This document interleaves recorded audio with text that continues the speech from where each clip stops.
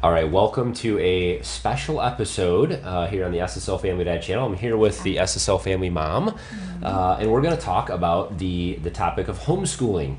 With this whole pandemic thing going on, I think the homeschooling thing has become an option for a lot of people that it wasn't before, and there's a lot of people getting into this for the first time. And so we thought we would maybe answer some questions, go through some of the things that we do, in our family that have worked and haven't worked, and just talk a little bit about that. And we also have some questions from you guys. So if you submitted a question either through YouTube or Instagram, Facebook, somewhere else, we're going to get to some of those questions today and answer them. So a lot of this is, you're going to be doing a lot of talking, because this is something that the SSL Family Mom kind of runs during the day as I'm off working and doing other things around the house, around the farm, or somewhere else. And so you've got hopefully you have a lot of answers to questions. Hopefully. Right? Yeah. So we have been homeschooling for, if you want to just give a history. So we have 3 daughters, and they all have a little bit of a different story. So what's the situation with the kids? So we have 3 daughters. They're all about 5 years apart. And we have one that just graduated from a public high school last year. She went her full all public school, career at all public school. Then we have one that came home to do homeschool at the end of 5th grade. So she will have half public school. And she is in what grade now? She'll be going into 9th grade this fall. So she will actually, if she stays homeschooling to the end, she will be our half and half. Half and half. And then we have one that is going into third grade this fall. Yep. And she has been exclusively homeschooled her entire education. So this will be our 4th year we're heading into this fall of homeschooling. Do you believe it? It's wild. It seems like not that long, but yeah. Yeah, it's crazy to me. It's gone by really fast. Yep. We've gone through a lot of different things. We've kind of switched some things up. Yeah. So we've been getting a lot of questions from friends and family, and from some of you who know that we homeschool. And so that's why we wanted to do this video, to kind of address some of the most frequent questions that we get, and also help some of you that never contemplated doing this before, but now find yourself in a situation where, with this whole pandemic, where you're kind of maybe not forced to homeschool, but it's your best option now. Yeah, now it's an option when it wasn't before. So, yeah. So I just want to tell this story. There was a lot of, we first started looking into homeschooling. We were hesitant. We're like, what's this going to look like? What does this mean? Is it better than public school? Is it, there's a lot of concerns about whether you should do this or not. We both went to public school, so. And so we started looking at YouTube videos and started checking things out online, and I remember us sitting down and watching this video, and nothing against this woman or this family, God bless her, whatever her situation might be, but it was titled something like a day in our homeschool, or what my homeschool day looks like, or something. And she started off where she said, she woke up at like 9:45 or 10 o'clock in the morning, and then one kid did something for a little bit, and then then the next clip was like, I just took a nap, I woke up, and then the mom will say and the mom took a nap, and the kids did it seemed like a couple hours, maybe 2 hours or something of school during the day, and she went through what she cooked, and just different things, and we were just like, let's not let this be us. Let's if we're gonna do homeschool, we're going all in, and this is gonna be a real school for the kids. This isn't gonna be whatever we want, wake up whenever you want, do whatever you want, no structure. Learn some things, maybe don't learn some things today, and we're gonna garden all day or something. That wasn't what we intended to do. And so we've tried to, and we haven't always been perfect, but we have tried to maintain a kind of like school environment at home, with structure. The kids get dressed in the morning, and I don't wear my breakfast, pajamas. No judgment, but that was just something that was on our hearts to do. So, right? Yeah. Right. No, if you want to wear pajamas at your homeschool, that's fine. But fine. We get up, we have a schedule, we try to stick to. We do a lot of ministry work. Some we have late nights and other things. We are flexible. We don't, it's not like you're up at 6 in the morning and it doesn't matter. But we do start in the morning as early. Usually around 8:30, 9 o'clock is when school starts. 8:30 after breakfast and chores and other things. And so that was one of the things that we've tried to do. But let's get into some questions. We've got a few to answer here. I've got a list of questions. Excuse me. And so I always, people's YouTube and Instagram names are sometimes hard. This one is Miss Lil Eve 1. She says, where can you find good information on how to start? So there's kind of 3 questions here. So we'll start with, where can you find good information on how to start? What age should you start? And how much time during the day do you devote to it? So actually 3 really good questions. Okay. So where do you start? I mean, what's a good place to start getting information? Okay, so for me, I started hearing about homeschooling through some of my friends. We made the decision to homeschool because we had actually moved out here to the country. Yep. And there aren't a lot of schools around us that we knew about. Or wanted to send our kids to. We just didn't know. We didn't know a lot about the school. Then we were helping to plant a church, so our nights were really tight. Yeah. We just thought maybe God is calling us to homeschool. We should really be checking this out. For me, I started to ask some of my friends that I knew that homeschooled, what do you use? You know, I was asking the same questions that we asked of you guys, and some of our friends are sending us. But I had nowhere to go. I had no place to go, so I did Google and YouTube searches. And that's where I started to kind of look for different curriculums. And we are going to put down below in our details all of the links to things that I found that kind of encompass a lot of different information. It's not just one view. It would be a resource for you to let you shop around, because again, with YouTube videos, when you go to find it, you pick out what's best for you. Something will stir inside of you and you say, okay, that's what I'm going to do. So that was very difficult. I think there are some really great homeschool videos out there on YouTube, but you have to watch a lot of them to get what's best for you. So that's what really made it a little bit difficult for me. So how I started was I just started really pounding the pavement of YouTube and Google searches, and also looking for some really reputable Christian homeschool curriculums. That was important to us. You know, because of our faith in Jesus, that's where we wanted to found our, you know, the things we're teaching at home was in a Christian education, and so that was very important to us. And we did not choose to homeschool because we did not like public school. We were going to homeschool only if it was a better option than public school. So we really, the aim was to make our homeschool a better education for our children. And that's what we always strive to do. In our opinion, that is a Christian education. And the benefits, if you are a believer out there, to a Christian education is you don't just take a little Bible class in the morning. You don't just have a Bible curriculum. Bible is weaved, Bible verses are weaved, themes in language arts. Their different writings. I know our youngest, read, like the things that they read. Their memory verses. They're different. When our daughter learned to write, she would write out Bible verses. Their reading assignments are Christian based or just of a high moral character than something that somebody else would maybe have picked for our child.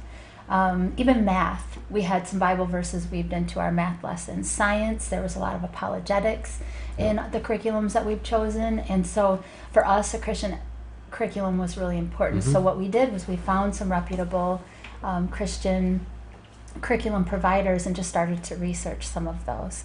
So it just took a lot of research. And so to answer that question, you know, where can you find information? So we're going to give you guys some links to information in the description that we have found useful. So that would be a good place for people to start on some of the things that you were mentioning.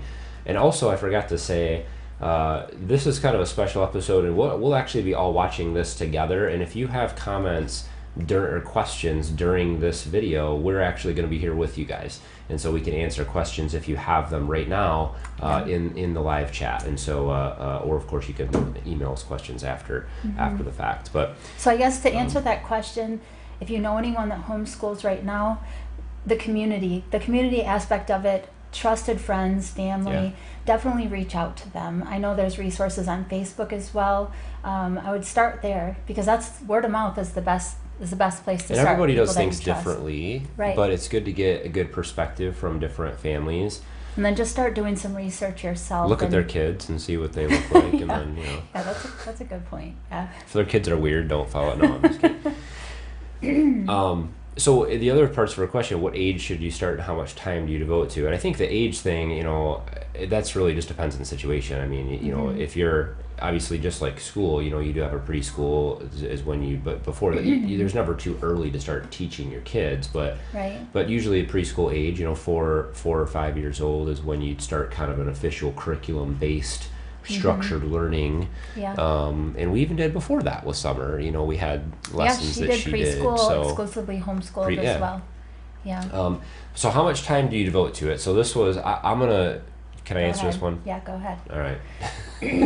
This is just me. So military guy, Captain Dad. I want to drive some of the structure of homeschool. Now, I don't dictate how, you know, Lisa runs the homeschool. This is she runs homeschool. I don't. I help. I support that operation. But, you know, when we're watching that video and just hearing other people homeschooling and how much time they spend, and we just do whatever we want, and everybody has their own situation. I'm not judging anybody, but you should be spending, in my opinion, public school has been designed, you know, usually they're 6, maybe 7, 8 hour days. I mean, that you're spending, I would say maybe a 6 hour day, you know, and that's kind of the time frame that we expect the kids. So if we start at 8:30 in the morning, we expect them to be done by maybe 2 or 3 in the afternoon. They should be done by that time. That's generally what we've allotted to spend. Now every day doesn't look the same. Some days are shorter, some days are longer. I mean, we've had days where Kayla was doing school at 5 or 6 o'clock at night, you know, with homework and other things. That's also her choice when they get a little bit off track and there was some distraction going on. Yeah. But generally, that's what we do. I would say, you know, between 4 and 6 hours is kind of like our school day, or the kids' school day. But then we also weave in other things to that too, where sometimes I'll take the kids out with me. I'll take one or both of the girls out with me, and we'll do, you know, outdoor things. We'll do animal stuff. We'll do garden stuff. We'll do science experiments. There's other things that are going on, but that's generally what we like to do. We try to stick to a schedule where there's lunch times for all of us, especially if I'm working around outside on the farm. We all come in and try to eat lunch together. We eat breakfast together. We try to do devotions in the morning or Bible together, and those kinds of things. So for us, have structure. Have structure is very important, but for us, we follow a curriculum that is laid out for the entire year. And there's a set things that our children will learn in that grade that they're in for that year. And public school runs 180 days. That's their requirement. Our curriculum is 170 days. Those 10 days are for field trips, maybe a sick day. You know, maybe our kids don't get snow days. They really want snow days, but that's one thing. We're kind of strict about that stuff usually. Yeah, sometimes we don't tell them that the public schools have a snow day. Yeah, if the public school has a snow friends. day, we still go to school. But our children complete 170 days of lessons. Yeah. So if they're sick, unfortunately, they don't really have makeup. I mean, they don't just get to miss that day. They start on that day's lesson the next day, and they have to complete 170 lessons. And if they miss 30 days of school during the year somehow, then they're going to go until they're done. So that means in July they'll be, you know, we really stick to that, and I know a lot of people drive them forward to do that. Don't do that, and that's, again, no judgment there. That's just something that we chose for our family. Again, we wanted a better education than a public school, and so we do take the kids on field trips. But if they are out splitting wood with Dad, they still had to complete that day's assignments. That's right. They don't miss. And we just feel like that's really important. This is the focus of what we do all school year long. We know they're getting a great education, but we also, because they have a set number of things that they have to complete in a day, if they are going to dawdle and mess around, and which happens a lot, then their day is going to be longer. They know that they can get their school day done faster if they focus.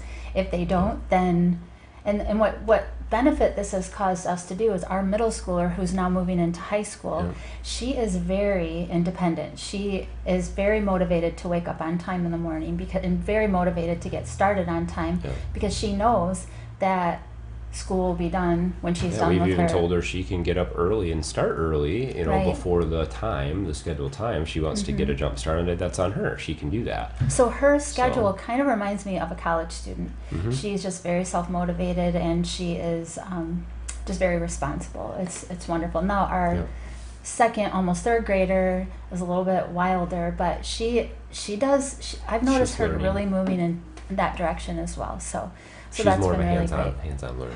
But this also means that our kids do not have homework, because they complete their homework as part of that day's lesson.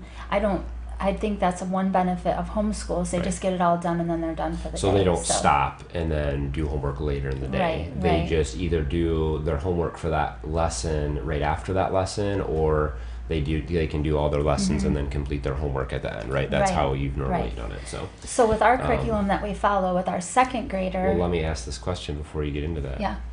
The next question from J.R. Smith is, do you have any recommendations on curriculum or lesson plans? So maybe you want to talk about that. Well, I was just going to say, to finish the other question, our second grader, she spent about 4.5 hours a day on school, and our middle schooler, she was in 8th grade, she spent about 5 to 6 hours a day on school to complete everything. So yeah, obviously in preschool, you're not going to spend. Right. We're not expecting 6 hours out of a preschooler. But this does drive the next question. With recommendations on curriculum or lesson plans. So what did you do? So what we did, we've tried a lot of different things. This is the hardest part. Yeah, this is really the hardest part. And it really is whatever fits your family, and you know your children best. So you are the perfect person to be picking the curriculum for your child. However, I'm not a teacher. I've not been, I was educated, but was not educated as a professional teacher. So I don't really trust myself, and as to what should my children learn. I want them, again, to have the best education possible. So I'm turning to really great Christian accredited programs that it doesn't really necessarily have to be accredited, but that's just what we chose right out of the gate. And so for that recommendation for you new homeschoolers, I would just say that's a really great option, because you would be held accountable by an organization, by the curriculum provider. I submitted the kids' records, their tests and quizzes, and some sample homework assignments to the school, and they would grade them for me. They would check over the grades that I graded my children, and they would provide us with report cards. And so that was a really great option for our first year. Just held me accountable. Provides accountability, yeah. Yeah, and I definitely think that there's something to be said in that things can get out of hand quick if you're not grading assignments and you're not keeping records. That's very important. And your children want a report card. They want to know how they're doing. You need to know how they're doing. So that's just really important. So what we did was we followed something that was a video-based curriculum. And this was, I'm not the professional teacher. I have an 8th grader, a 2nd grader. I can't teach them together because they're learning two totally different things at two totally different levels.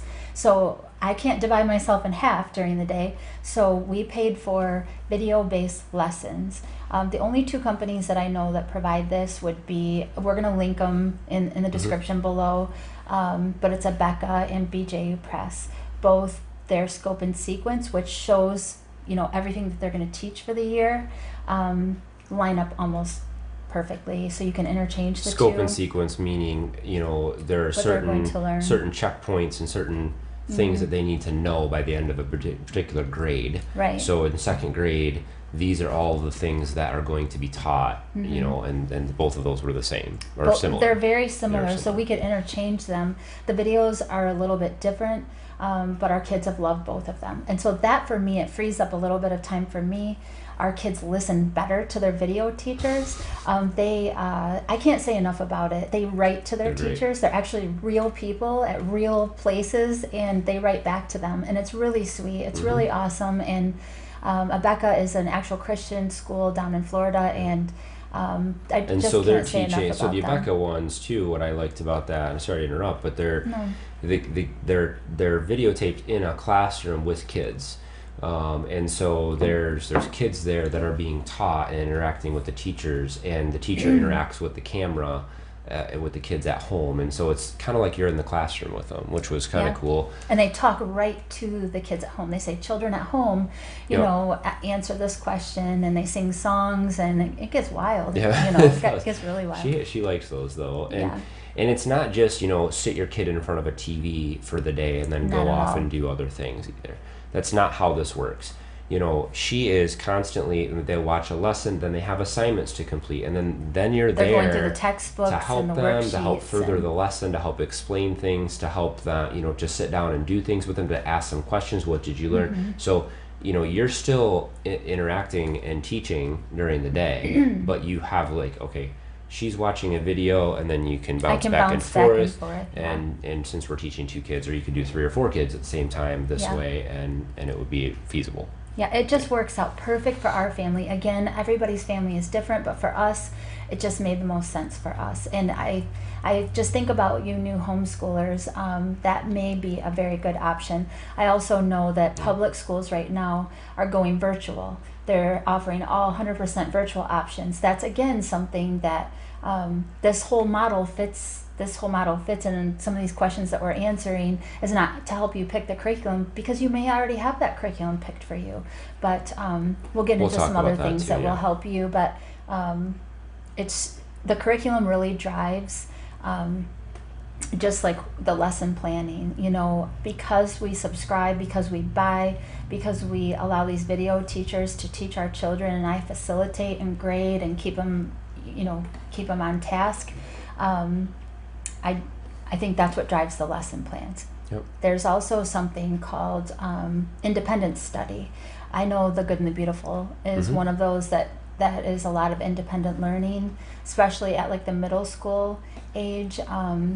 It's something that your children, it's kind of student-led, where they read what there's to do and they get it done themselves, and you would sit by them and facilitate. And then there's also something called parent-led, where you have teacher guides and lesson plans that are all laid out for you. You can subscribe to those, or you can build those yourself by piecing different curriculums together. We have done this a couple of years ago. I've done this.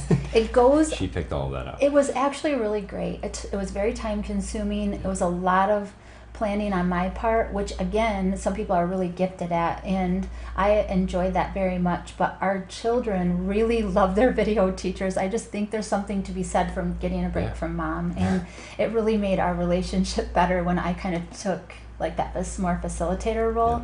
But that's just what works for our family.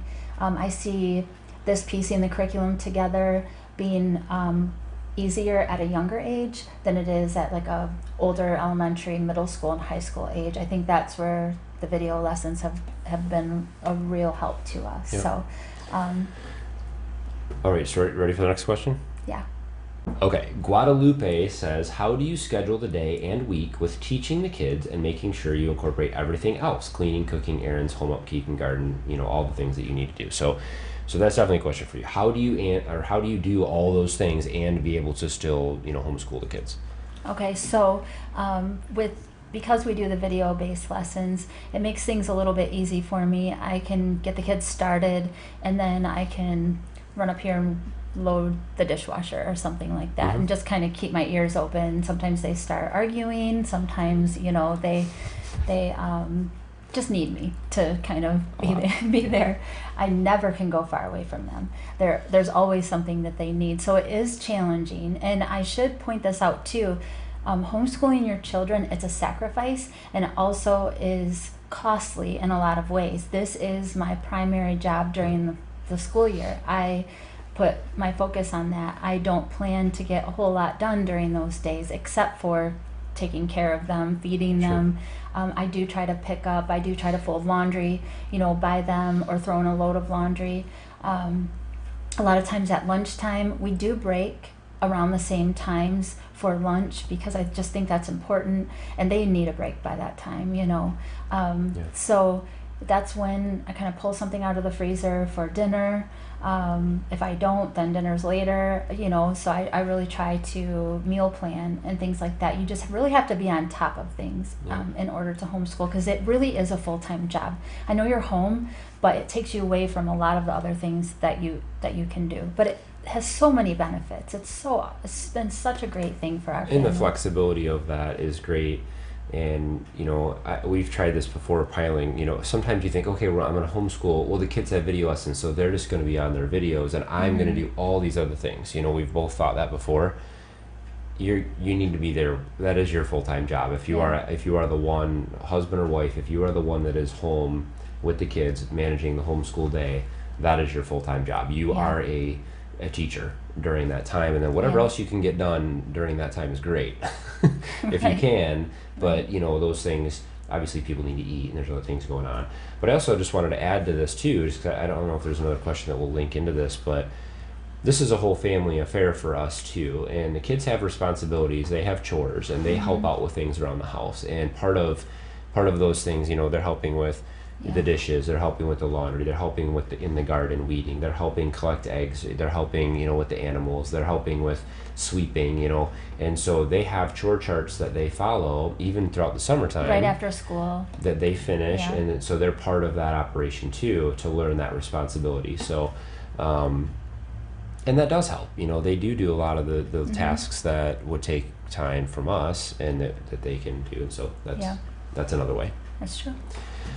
Joe 6 says, are there, and this is a good one, are there any financial benefits available for homeschooling your children in Michigan specifically? So you were just talking about earlier, so we'll probably say a few things about this, but there is a resource we'll put a link to. It's the HSLDA website. Is that right? Yes. And that's so what does that website do? It just has a lot of legal resources because a lot of you will not be in Michigan. Like, our state is very easy to homeschool. Yep, they make Michigan it really easy for you, but there's other states that have different requirements. So this website that we'll link below will just give you some direction, some legal requirements state for your by state. state, like Yeah. So financial benefits. So, you know, at first I thought, well, for homeschooling, I wonder if, you know, is there like money that you can get, because you're not going to the school and you're not eating lunches, you're not doing all those things. The answer to that is no. Not in Michigan anyway. I did find one benefit to it being more cost effective than sending your children to a private school, but versus public school, it costs us. It's definitely a cost to this. And obviously kids are home, there's more, you know, we're all here, you know, we're feeding the kids at home, we're paying for curriculums that cost money. If you want to get, you know, so there are ways to save money, which you've done before. It puts a lot of extra work on you. She has spent hours and hours and hours researching and planning and looking at scope of sequence for the year, and then going out on the internet and trying to find free resources and piecing things together and looking on eBay. There's lots of ways you can make it cheaper, but it still costs money to get some kind of video-based lessons or curriculums or resources, worksheets, all that kind of stuff that you can get for your kids to use, and even supplies and other things. You know, you got to pay for it. You do. And so the bottom line is it's going to cost something for you. And I also don't work outside of the home, which we chose, you know, for me to do that even before homeschooling. But this is nothing good is free. And that's the way we look at it. Yeah. This is so important to us to be able to train up our child, and especially, you know, just with the truth that comes with the curriculum that we chose.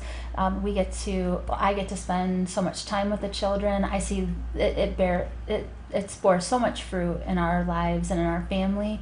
To us, it's worth the cost. Anything that's worth anything is going to cost you, and you have to choose. Just, you know, life is about choices. You can't have it all. So. Can't have it all. It does cost something. Yeah. Christy Calderon 1 says, I'm looking for a curriculum that will be accredited for college. So we have our middle daughter is going into 9th grade, and we're starting to think about those things.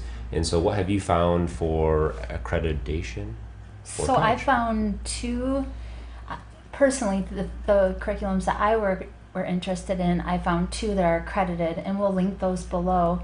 But the one that she will be entering in this fall, she is actually accredited, means she's going to be getting transcripts from this private school. So Her records will be actually from a school, but she will be homeschooling because I'll be submitting her tests and quizzes that way. So we will link those two below. That was something that was very important to us. We are finding with more people homeschooling, when our oldest entered Oakland University here in Michigan, that they're very open to homeschool students. But a lot of colleges are. But 4 years ago, when we started looking into this, we were worried that we would limit our children's ability to be admitted into, colleges and universities and things like that. So we chose the accredited route, but I don't even know if that's necessary. So again, that's personal choice, and to state law requirements and the school that they want to get into. But we didn't want to limit, so we're going the accredited route, and we'll link those schools below. And I would just add two things to that. Number one, if you have a child that's going into that time frame in their life where you're starting to look at colleges, go and call or look at some of the colleges that child may attend and ask them what they look for. One of the things that we've learned is SAT or ACT test scores play a huge role. Yeah. And so it's really about what your kids learn. And so again, it's important to learn and make sure that they're staying on task with learning the things that they're supposed to learn throughout the year, so that when comes time to take that test, that they can get a good score on it, which means a lot to a college. Okay, that tells them that they know what they're supposed to know. So anyway, I think that's one thing. This was a comment came through Instagram, I believe, and so a little bit long here, but Nancy Moore 8785 says, my grandkids will do a virtual school for who knows how long, probably because of the whole COVID-19 business. I'd like to teach them history. Really need info on that. They are in 2nd and 4th grade. I wanted to start with American history, but realized if they don't know some history from before American history doesn't really have much meaning. That's a good point. So this kind of ties into curriculums and picking things up. So it sounds like they're getting some virtual schooling, but she wants to teach them, history on her own. And she wants to go back before American history. Sure. And so what are some options on there, maybe some one-off things that you have found that might be useful for Nancy? So I found that the Good and the Beautiful curriculum, they have this family-style history. I think it's a four years of history, and you can teach kindergarten through your senior year in high school.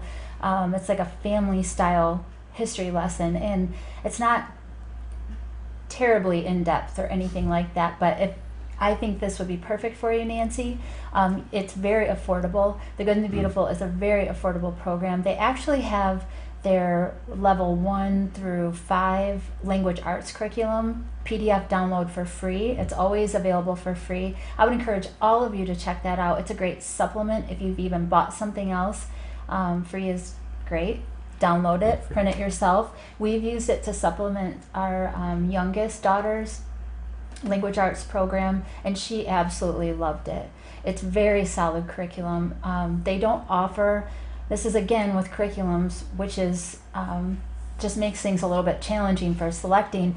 The Good and the Beautiful is a wonderful company, but they're just exploding. They're growing at such a rate they can't keep up. Requesting stuff right now. Yeah, and even before, they don't have a math curriculum, they don't have a high school curriculum, or if they do, it's in development. So it's just not a one-stop shop for everything that you would need. I wish it were, because it seems to be great, but they do offer free language arts downloads, but their history program would just be perfect for you, Nancy. Yep. And I encourage all of you to check it out. They have a game. It's been a lot of fun. Oh, yeah, that's right. That's the one she did last year. Yeah.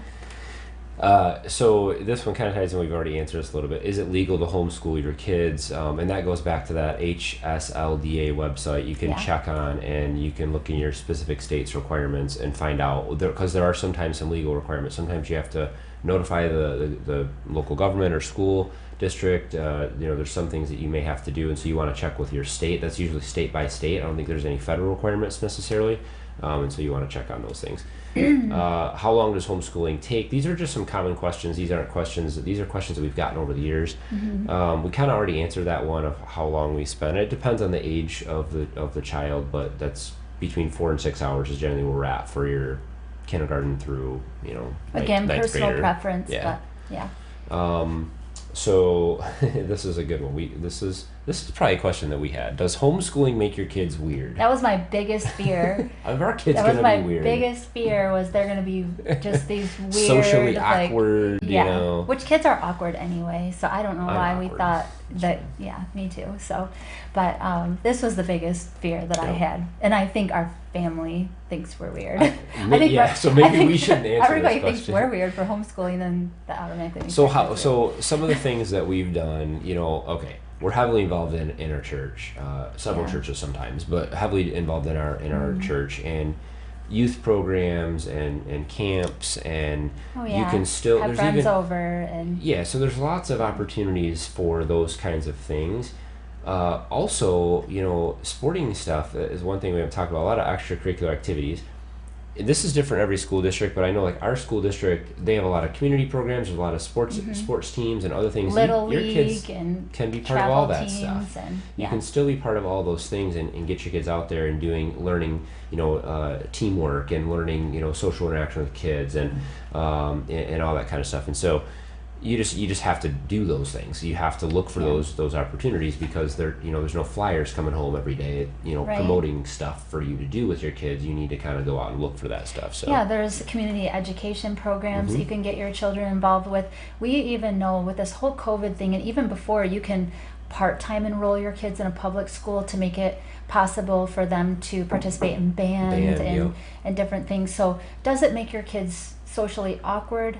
We don't believe so, because we're intentional about maybe they homeschool at home, but we don't stay home forever all day long every day. We get them out, we're around other people, we have friends, we have people over. I mean, it's just being intentional about that, because they do miss being in a classroom environment. You know, that is something. There's always give and takes to everything. So. And they still have, you know, all those things that, you know, friends over, and there's, you know, lots of opportunity for them to make friends and meet new people and all those kinds of things. You just have to get out and do those things.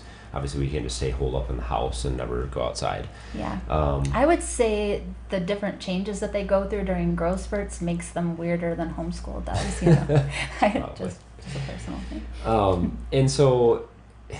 You brought up a point we saw about band, you know, and then one of the things too that you have the complete freedom of with homeschooling is you can pick, like our middle daughter Kayla, she does piano lessons. She does every day. She has, part of her chores is that she has to spend 20 to 30 minutes on her piano, and then our youngest daughter will start getting into that stuff soon, and she's tried violin and flutes and other things like that. And so you can still do those things at home and help to teach them some of those things, and we play baseball together and we do those sports. So you have control over a lot of the extracurricular activities. You want them to do robotics or you want them to do something like that, then you can do that stuff. And you know your child, you know what their interests are, and if you don't, and if they don't know what they want to do, get them to try a little bit of everything, so that as they grow up. And so that goes into like, the next question is how do you pick subjects? Like, what subjects do you pick? And I think we talked about that.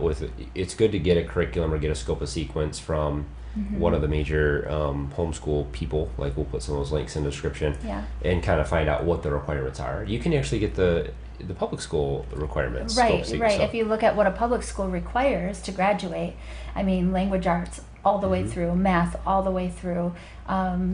Gym, we actually have to get our kids out and more active. We did yoga. I mean, it's just something you gotta, that this is kind of a common sense thing, but it's the extracurriculars that you can pick and you have the freedom for. But as far as language arts and reading and writing and spelling, even typing now, I think should be a requirement, because of all the computer use that we do, you know. I have lots of wood for the kids to stack outside. So that's gym class for today. They can go stack wood. So baking's another one. Baking, but I mean, it's not a physical. But you can use math and, you know, you can run around and bake. You know, So the last question, I guess, and maybe there's some things you want to add, but where do we homeschool? So this is something we may do. We'll probably do a follow-up video on this once we get kind of set up for this year. We've tried a lot of different things with where we homeschool in the home, like how we homeschool, and we just have two different age kids. We also have a college age. Now we have a college who will age. be doing a lot of virtual classes from home too. So how's that going to look? What have you found works best? Okay, so the first year that we homeschooled, our two youngest daughters, they shared a bedroom, and we put their desks right in their bedroom together, and they were together all day long. They started out on video. They started out on video lessons, and I've made them put their headphones on because homeschool can get really loud. Sometimes some of the kids like music, and the other one doesn't want to listen to music. It distracts them. They love to irritate each other. So the headphones were just a really great option for us. But we felt like they were just stuck in their rooms all day, and then they spent time in the room afterwards, and then they slept in their room all night. So we then moved everything down to our living room, which is like we are in a weird tri-level. So we put their desks downstairs, split them apart kind of far, and they still kind of irritated each other. Yeah, they really irritated each other. And then our middle schooler, she just really likes to be secluded. She wanted to go and start homeschooling in her bedroom. So we do have desks in both of the girls' bedrooms, and we found that splitting them up was the best thing to do. So we've tried a little bit of everything. Again, this is going to be whatever you have, whatever it depends on your age kids and in your house and what room you have. And then springtime, everybody's excited because it's the end of the school year, and our college student moved back home, so we were all doing homeschool at this table, and we were all together. Everybody loved to be together. They were getting along great. So it's what I would suggest is don't lock into one specific thing. That's the beauty of homeschool. You can be flexible in some ways, and this is one way we're flexible on. If we notice they're starting to get distracted and school's going till 6 o'clock at night, I split them up, because that means I'm doing homeschool until 6 o'clock at night, and I've got to move on with dinner and things like that. Right. So we have found giving them a designated area. I would not suggest your kitchen table they need their own desk. They need a space that's designated for school. That just happened in the springtime for us. That was just a little fun thing, but I definitely think they each need their desk, or they need a designated space just for themselves where they can keep their books and their supplies and things like that. Yep, and that looks different for everybody, but the distractions, anywhere you can minimize distractions for the kids is important, because again, being self-motivated and with you being there, especially if you have a lot of kids, that you're homeschooling, that's going to be your challenge, just keeping everybody focused on their task, and doing good work and all that kind of stuff. So, but we have really, this has been, I said this in on YouTube, this has been one of the best decisions I think we've ever made, homeschooling, and we were very leery about it at first, and it's been a really great experience for us. It's challenging. There's definitely challenge. It's not going to be this easy thing, and I'm speaking for you, because you're the one that bears this burden, mostly.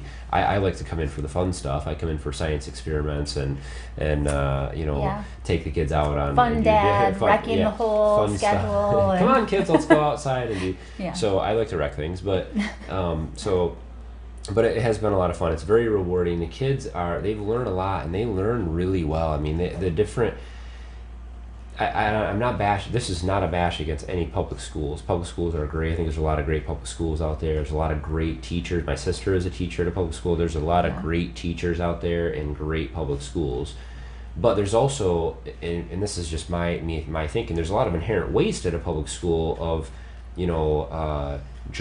bus rides and recesses and in between classes and a lot of other things that are going on, and we can really control that time a little bit better at home and make good use of time, and there's just some benefits that we found, and the curriculum, and we like that, and so that's just what's worked good for us. But anyway, I don't know, do you have anything else to add? No, that's just what I wanted to say, is that this really has been the best decision for our family. We see the fruits in our children.